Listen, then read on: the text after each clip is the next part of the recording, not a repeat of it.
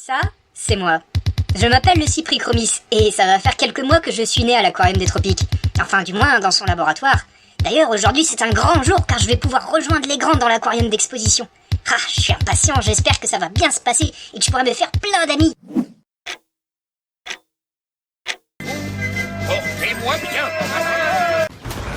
Je me demande si c'est vraiment nécessaire, toute cette violence.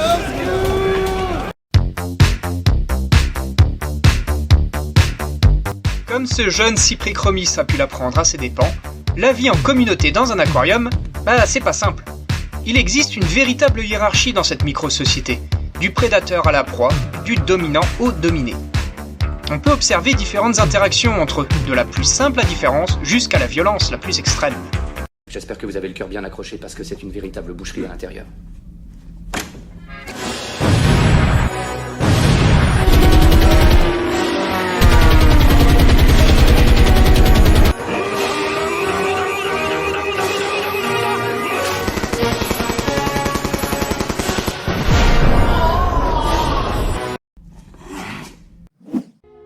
Pour préserver au mieux cette micro-société, nous veillons au bon équilibre de la population des aquariums, comme par exemple éviter la surpopulation, vérifier le ratio mâle-femelle, ou encore faciliter l'insertion de nouveaux arrivants.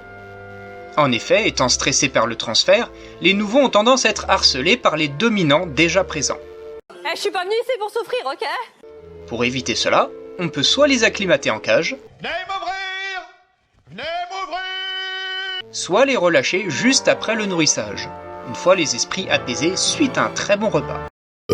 Grossier personnage. Aussi, nous ne mélangeons pas tout avec n'importe quoi.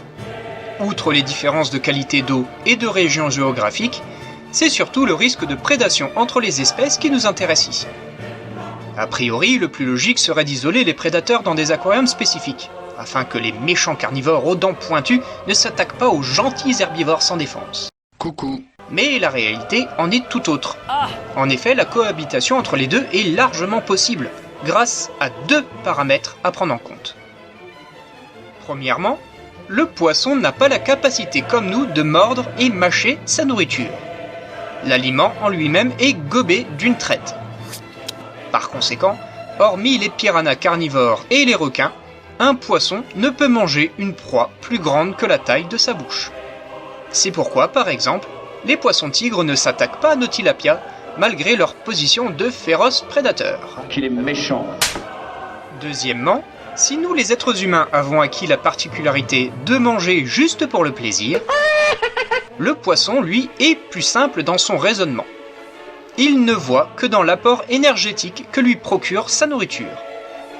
Ainsi, un gros prédateur n'a que peu d'intérêt à chasser une proie trop petite, car celui-ci dépenserait plus d'énergie dans sa traque qu'il n'en gagnerait à l'obtention de sa proie.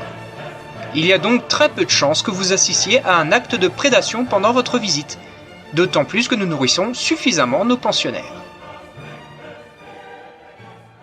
Cependant, il est fort possible que vous assistiez à de la bagarre. Bon, tu crois quoi, Guignol? Que je vais te baisser les yeux? Mais t'es fou, toi!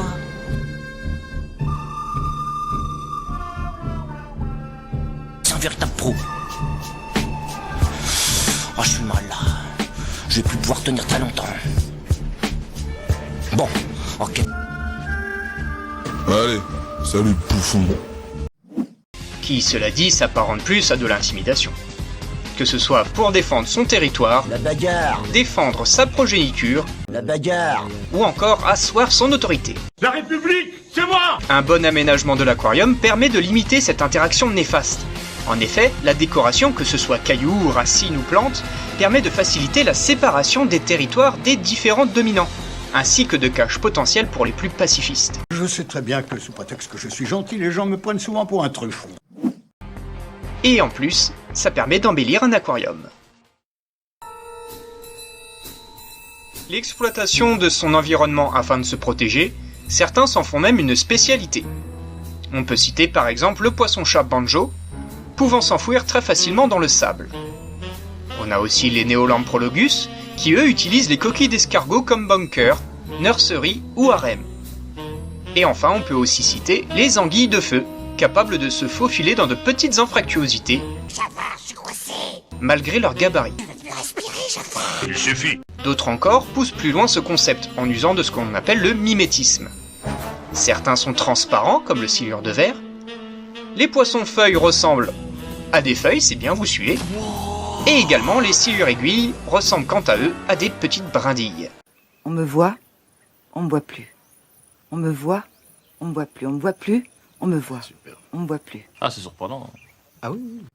Au-delà de ces petits chicanages, il existe quand même d'autres relations plus bénéfiques entre les différents partis, que l'on appelle le mutualisme. Déjà la plus importante du règne animal, la reproduction. Mais ça, ce sera pour une prochaine vidéo. C'est pas correct. On peut observer comme relation bénéfique la vie en banc.